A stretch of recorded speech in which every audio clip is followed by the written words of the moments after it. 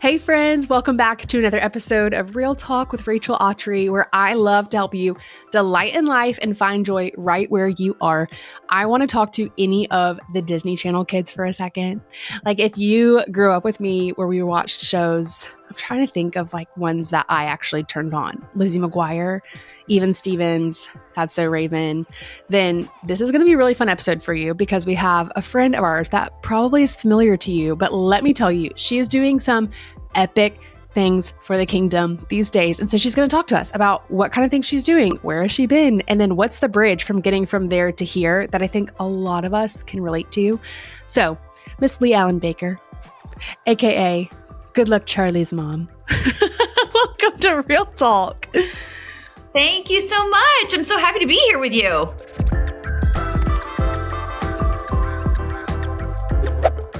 Do you feel like, okay, I'll need to ask a question. Do you feel like, I have other friends that have done their fair share of Hollywood.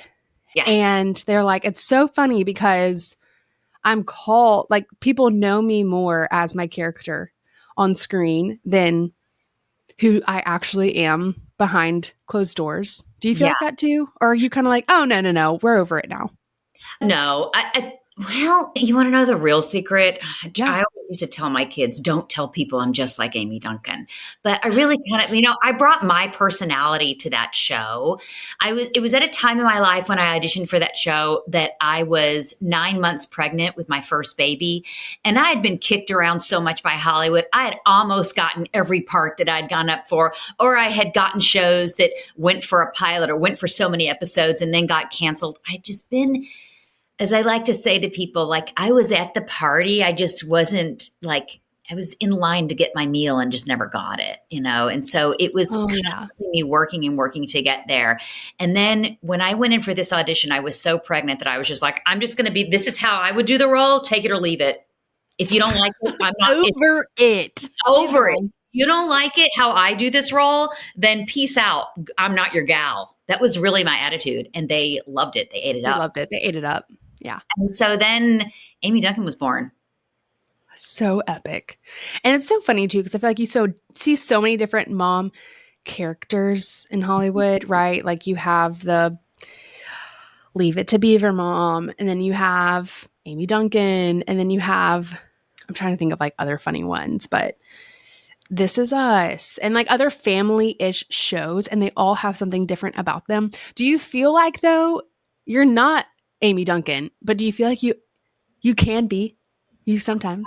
I live in Amy Duncan land, I would say 85% of the time. Okay. Where I've learned that I'm so different from her, because she is so faulted.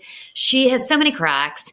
And that's why people loved her, is that she just is herself. And she sometimes says things that everyone's thinking and no one has the gumption to say. Mm-hmm. And she just blurts it out because it's genuinely who she is. Well, that's me. Where Leigh-Allyn Baker, right? Yeah, it is. Where we're different is that Amy Duncan has this storyline where she will literally sell out her kids to be famous. I think as we've learned with the trajectory of what's happened with my career, I'm the exact opposite. I'm willing to give it all up to fight for my kids. That's so cool. That's beautiful. That's beautiful. Okay. Take us through a timeline just so that like our friends listening can kind of follow. So audition for this role, 9 months pregnant, did it. I mean, like you committed to the bit. You were there all the way through.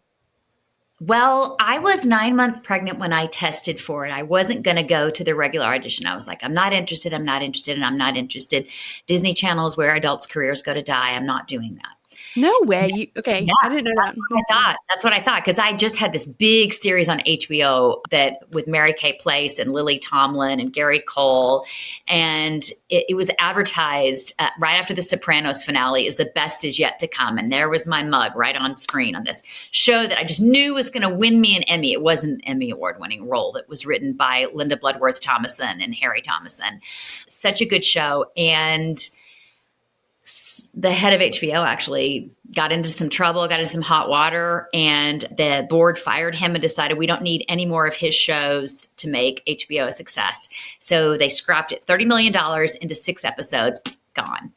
And I remember thinking, hello, square one. Like, that's the life of an actor. It's like you finish something and people in the public think that it just catapults you to the next great thing. When in actuality, it's hello, square one. Unless you're in this top little elite that's sewn into the fabric of Hollywood, it's hello, square one. You start all over again. And so here I was in Disney Channel. I decided I'm going to have a baby. I just said, might as well, right? I'm going to take control of my life. I put off being a mom because of this pilot and that pilot and this show and that show. And I finally thought, you know what?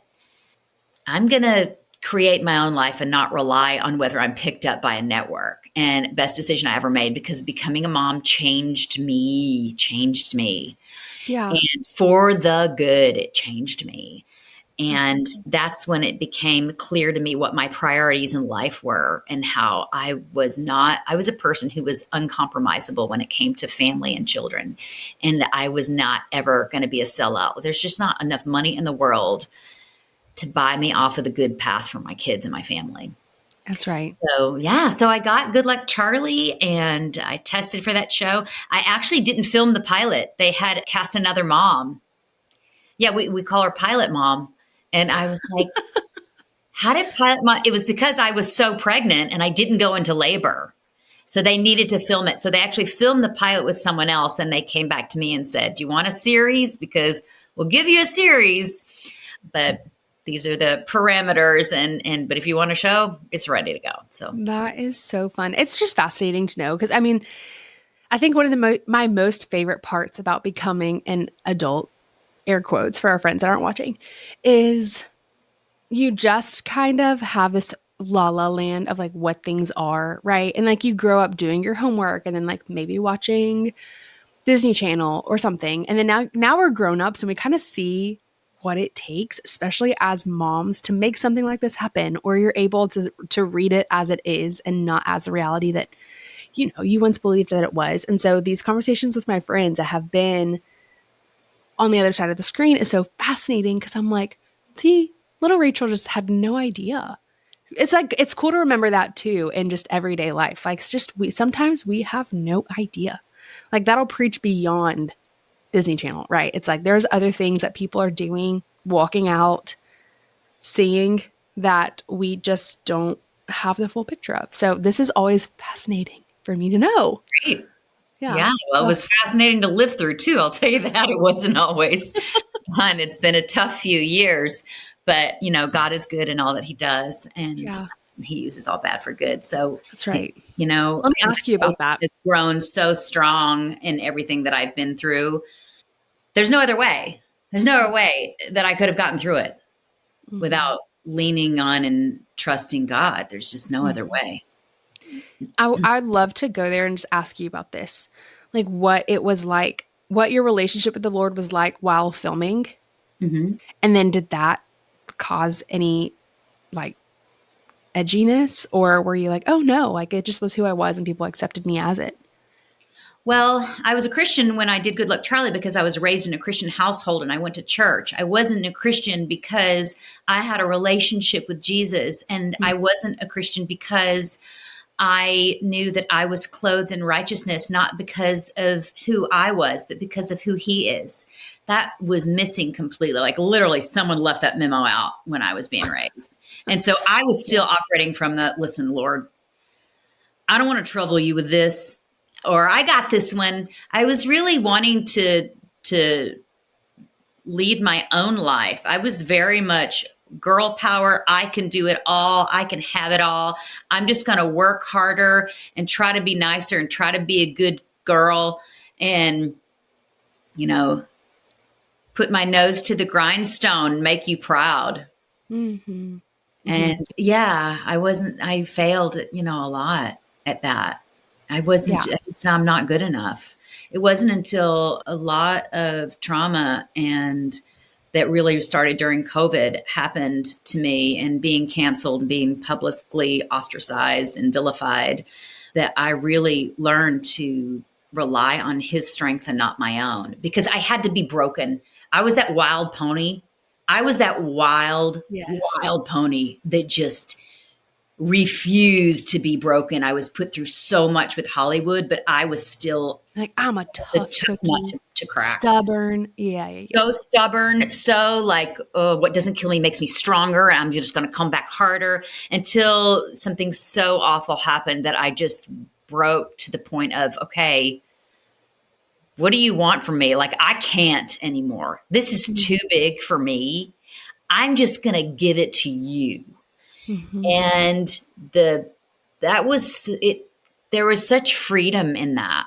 Yeah, I think it unfortunately takes many moments of me having to be brought to the end of Rachel to realize that it is just the beginning of actually what he has in store for me, and like taking myself out of main character and replacing him in his rightful place in my life. It often doesn't happen. I hate to admit it, but honestly, the more I talk to my human friends, this is just the way it goes, is like, it often takes us having to get to that place that brings us to our knees to be like, Yes.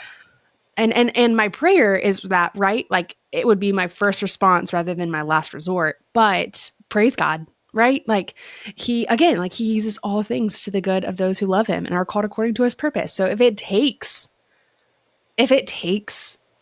publicly being humiliated, God forbid, right? Or if it takes like a moral failure or whatever someone's story is to be able to get to a point where you're like, I actually do need God.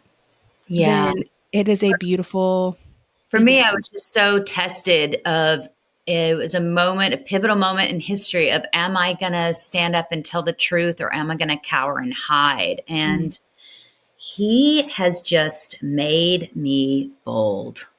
He's made me bold. So good. That's how he's raised me with every incident that's happened in my life. And so I'm thankful that he did, because it's going to, I'm trying to choose the right word, happy. It's not honored, humbled to be on the right side of history with what went down with COVID and everything. Yeah. Fascinating too, of just, and two, being allowed to be like, hey, I don't need to make this right. God will. Yeah. Yes. Yes. I just Justice will come. Like, I am not, I won't do justice right. Like, he is the best justice keeper, maker. It's the first time in my life that people could think what they want of me, and I don't care. It's none of my business. It's really, I got to the point where I don't need to defend myself to you or anybody. I'm just going to let God take care of this. And it's truly when I learned what real forgiveness was too. Of sometimes my prayer of forgiveness is just, I don't like how your kids are acting, God. I'm just not happy with it. And so they are ticking me off today. So I'm just going to let you handle it. I'm just going to place it at your feet and move on. And it's not my lesson to teach people. It's yours. It's above my pay grade. So I'm just going to bow out on this. Really. Okay, well, I mean, we talk about how like motherhood changes us, but I talk about this maybe every episode, and I try not to, but I can't help it. Like, I have two littles, 4-year-old and a 2-year-old. And when my 4-year-old comes to me and like, doesn't tattle, that's not the right thing, but he's like, Oliver is running around trying to bite me. I'm coming to you for shelter. I'm like, that is one of the best places to be, buddy. I dare Oliver to try to bite you when you're sitting next to me, versus them just swatting and hitting each other and like causing more of a scene. I'm like, why didn't you just come to me? I think of that so like translated to our Heavenly Father, who's like, who's trying to bite you? Just come to me. I'll shelter you. My yoke is easy. My burden is light. I don't ask much of you. Just like sit with me, be with me. That was like the best place to go. So bravo. Really cool. Really, really cool. Okay, now though, let's follow the trail. Now you have this really neat epic project. And I want to tell our friends a little bit about it. But it's these two characters, Iggy and Mr. Kirk. It's the adventures with Iggy and Mr. Kirk. And it engages, that's what y'all say, it engages imaginations for good. And so it's got things like key biblical verses and values, forgiveness, unconditional love, encourages kids to truly like apply these lessons to their lives practically, which is beautiful. So I think it's just fascinating too. Like, you come from a land of entertainment and Mhm. shows and Mhm. characters and plots and scripts. And then now here you are on this other side being able to be a Produce part of and produce, like make it happen. Yeah. This is one of those instances where, this company is Brave is just the perfect name for them because it's some dads and parents who are like, wow, we need something for our kids to watch because we can't Mhm. watch Disney anymore. What are we going to do? Mhm. And so they decided, well, how hard can it be? We're just going to make a TV show. They Yeah, did that there with you your book. go. How hard can it be? Famous last Write a words book. that are like the best thing to say. Yeah, yeah. How How hard hard can could it it be? be? And so they're so brave and they just do it.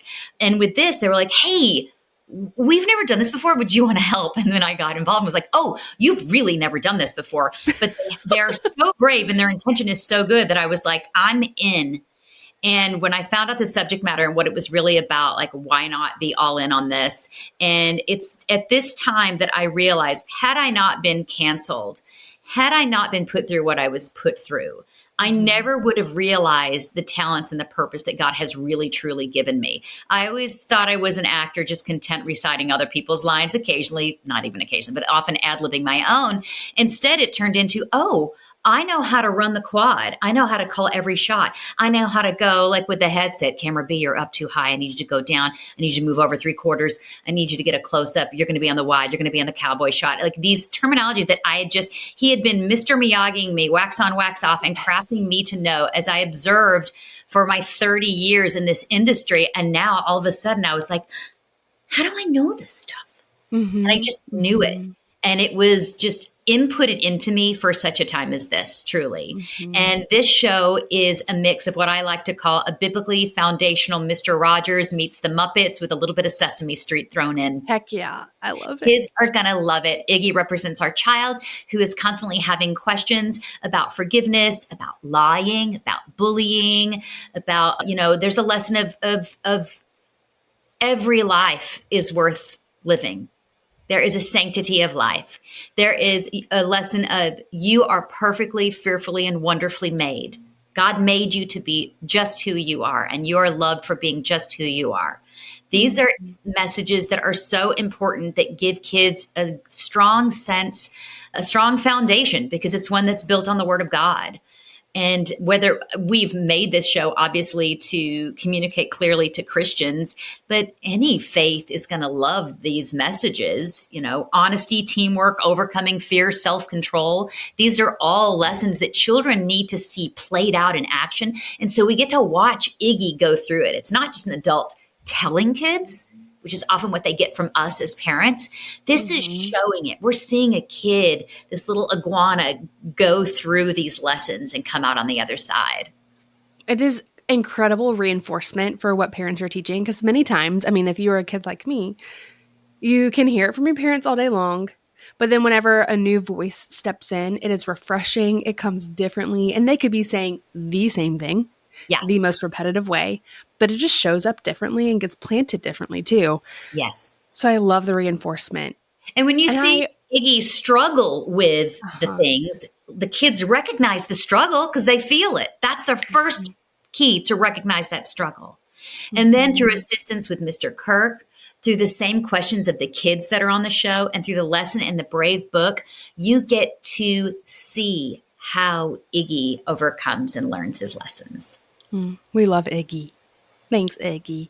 Mhm. I love this too because I think it's very quick to like want entertainment for your kids. But when your entertainment has value, I mean, something I'm even learning is just their brains are sponges. Like they're picking up anything they watch. So why not double whammy it and be like, okay, it's going to be entertaining and also plant the correct seeds so that one day you're going to be able to recall something or remember something or like relate to something, even if it was with an iguana that you're like, okay, Iggy did it too.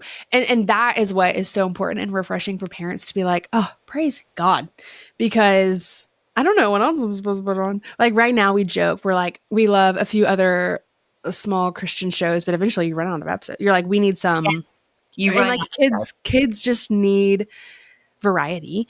And so we've just had to get like creative with if we were to do some screen time, what it is. So we love this edition. I want you to speak I to have something. actually better news for you than just Iggy and Mr. Kirk. Please tell me. So I just learned this the other day and was so proud of Brave Books and this whole Brave and Trent Talbot at Brave. So they have launched what they are calling Brave Plus. So the first 3 episodes of Iggy and Mr. Kirk are going to be on YouTube for everybody to vet and see. Their mission is to try to earn the parents' trust. Yes. They have vetted thousands of shows to make Brave Plus. So they're not just going to show Iggy or Mr. Kirk. Like maybe 1 out of 20 shows that they've seen had they decide to put on their channel. Many of them Christian forward, and many of them just good entertainment that is wholesome with good family values. Mm-hmm. So we're talking like Franklin. We're talking like Bob the Builder. Yes. We're talking Strawberry Shortcake, which is from when I was a kid. Yeah. So it's very exciting to see them choose this whole Brave Plus platform. I love this too, because I think what's so easy to do, especially in a world where you're trying to do something and man, how do I say this? I'm just going to go for it. Okay. Might step on some toes. It's very easy when you see a problem to believe that you're the hero that can fix it. Yeah. And that is a super lonely place to be. Because you're like, okay, it's up to me. It's all on me. I carry the weight. And in reality, the best way to move forward with any kind of project where you're meeting a need for something for people that needs to be met is to link arms with people that are already doing it.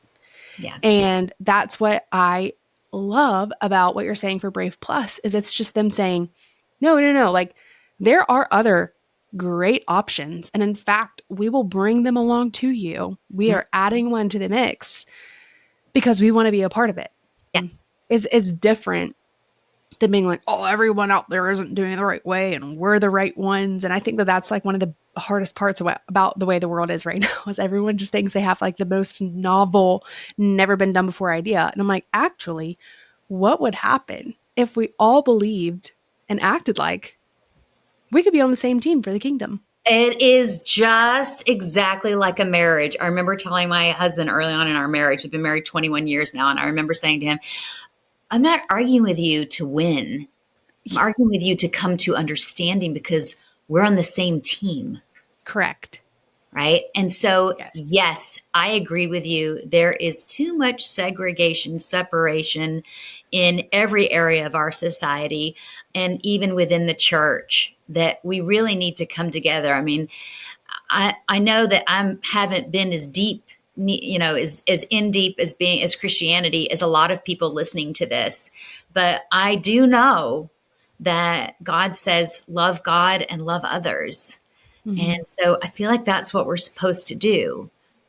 Judging, vilifying, going up against others is just above my pay grade. That's just not my territory.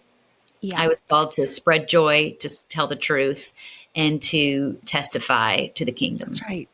Witness. I was talking about that with a friend at coffee this morning. I was like, there's a difference between being a witness and being an attorney, where an attorney is like, I'm going to convince you, I'm going to win you over, I'm going to get your vote at whatever costs. And then a witness is like, I don't know, dude, this is what I saw. This is what I know to be true. This is what I have to add. And jury, you come to your own conclusion. And that's so interesting that throughout scripture, all we're asked to do is show up as a witness. It never once asks us or puts the pressure of someone else's salvation or moment with God on us. It really is egotistical when you think of it, that we think we can go around saving people. We are not called to do that. I mean, that's what Jesus came for. And yes, I say yes to what you said. Okay, off our soapbox. Thank you for coming to our TED Talk. Yes. I want to connect the bridge, though. That's really cool. And I hope people picked up on it, is that even Good Luck Charlie, even the HBO show before, even all the hard that happened in 2020 that you walked through, I feel like we're just all the ingredients getting collected for you to be able to show up to be the Leigh-Allyn Baker that you are today, to offer what you have people to offer today.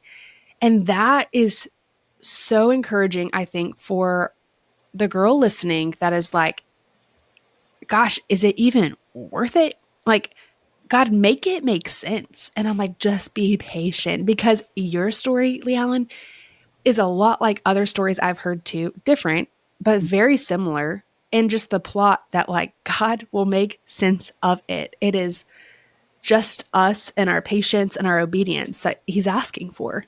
That is right. That is right. God has a way of working with us. Every time I look at my pets, this is going to be such a weird analogy, but every time Go for it. I teach my pets to not bark by rewarding them this way, or there's a consequence for this action. I'm like, wonder if God's like that with me. Like, I told you, you can get on the sofas at this time, but not this time, like forming me and molding me and shaping me through experiences in my life to be obedient and to go in the direction that he wants me to go. And so eventually I gave up the fight and was like, okay, your way is better. Oh my gosh, your burden is easy. Your yoke is light. What? It's true. Like somebody left out that memo that following him has brought me joy and happiness and grace and mercy. And my life is, even though it has been harder, it's been better. Yeah. Yeah. So how would you, like, if you could just speak directly to her, the girl that's listening, and she's like, I don't know about this. Why am I showing up to my 9 to 5 still when I dream of doing XYZ? Like, why is it important to me to show up for this silly, mundane thing when I really feel called to beyond or better or whatever? And she's really dealing with that internal struggle of just like showing up, picking up the breadcrumbs. How would you encourage her when she's at that not yet place? Breadcrumbing it is no fun. I get it. I've breadcrumbed it a lot, we're not taught that life is going to be easy. In fact, we're told that there will be suffering. I'm telling you, you stick in the game and you trust and listen and lean on the word and start really trying to focus and pay attention to God, and his guidance becomes clearer and clearer and more evident. And then the next thing you know, you're walking in the direction he's been pushing you towards. And then things really do start to align. It's like I say, things start to come full circle. You live long enough, you start to see the why in things. Not the why, God, not that kind of why, but why did that happen? Why did this happen? Why, when I felt this, did that happen? You live long enough, you start to see the whys come full circle, and they're clear. They're crystal clear. You see why. And some people call them God winks. But there are some coincidences that they're so big, it can only be God. It's how he communicates with us. Mm-hmm. Yeah. No, I love that. He is so kind to give us those little moments to be like, yes, you know, it's hard. Here's a deposit. Here's evidence that I'm a part of it. Just like, that's right. And then when things start to fail you, and you've seen my show, then I would say, hang in there, baby. Things are crazy, but I know your future's bright. Hang in there. The good old theme song of Good Luck Charlie is a good love it. One too. I love it. Okay. There's a verse, Isaiah 30:21, and it says, whether you turn to the right or to the left, your ears will hear a voice behind you saying, this is the way, walk in it. And that is promised to us. Like there is a voice that is trying to direct us and to guide us. And they're not asking us to go on some detour for no reason other than to waste our energy. Like nothing is in vain. He makes the most of everything.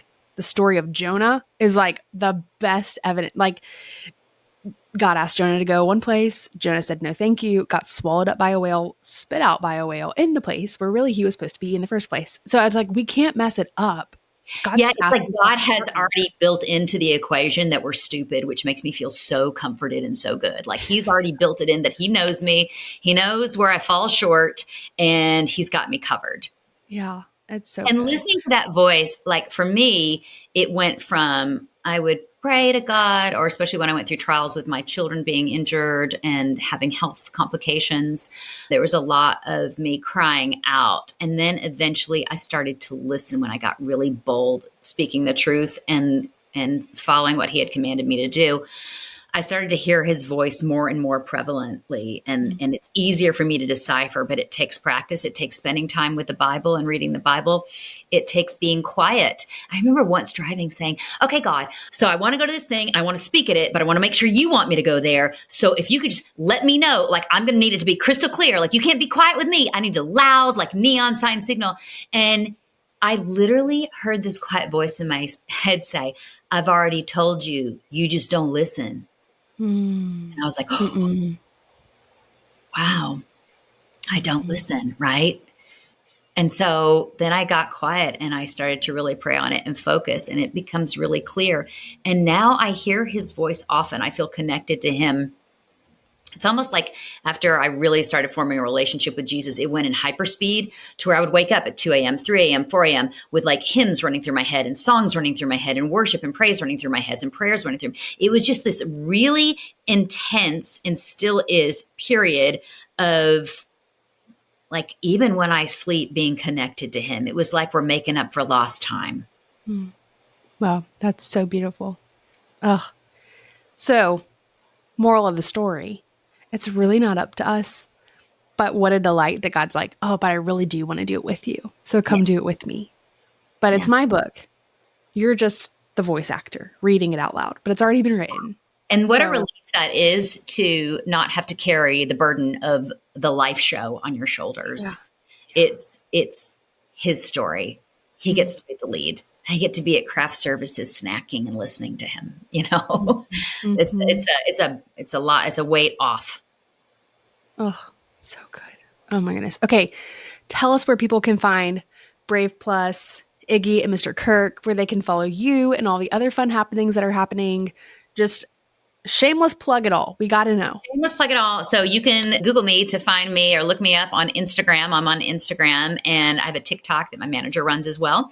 And March 27th is the release of Iggy and Mr. Kirk. You can find it on YouTube. And to get more information on it, go to watchbrave.com.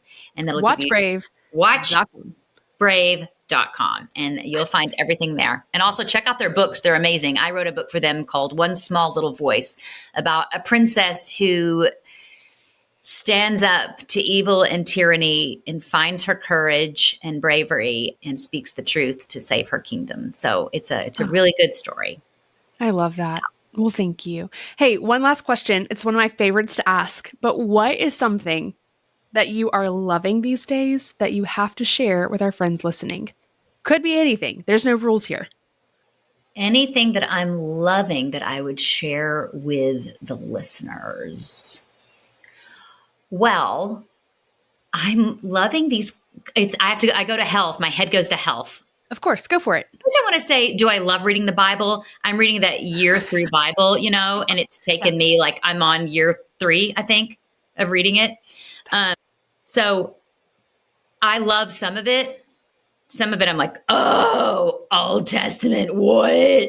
I know. Or, no way. Job. Yuck, or gross, or why? Or that doesn't seem right. That's not very Jesus-y to me, And then, of course, I love reading the New Testament. So that I really love to do in the morning. That gets my day established and going in the right direction. The other thing that I'm loving is I'm doing these cleanses, and what it really does is it resets your body at a cellular level, and it cleans out your cells and cleans them out of insulin resistance. And it has just been really a turning point for my health. And they have a new one that is a gut cleanse that I'm really interested in, that I'm going to do next. And the other thing that I would say that I'm really into is this stuff called, I think it's cowboy colostrum. It's really good. I put some in my coffee. It's so good for your gut health. I'm telling you, my nails and hair have started to shine. Okay. It's so funny you mention this, because I feel like colostrum's like the thing right now, but I had a friend come and stay, and she brought her cowboy colostrum, and I was like, tell me how that's different. And she went on and on. And so I'm sold.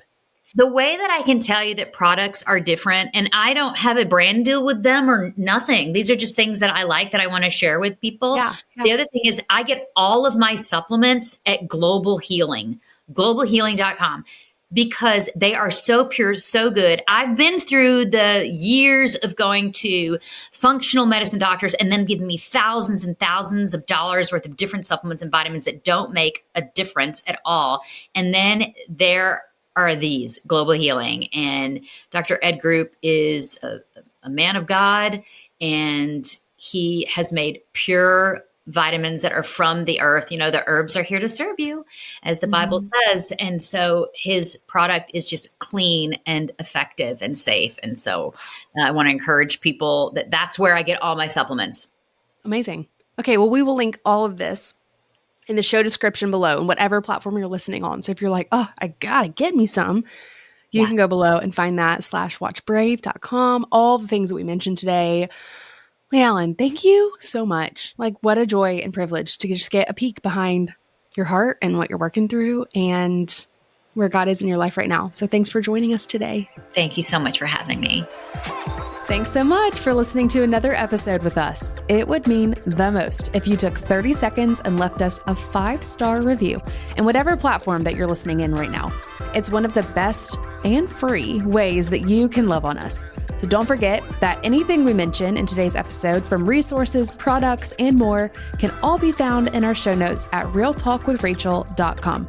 For more updates, behind the scenes, and fun chats, head over to Instagram and follow us at Real Talk Podcast.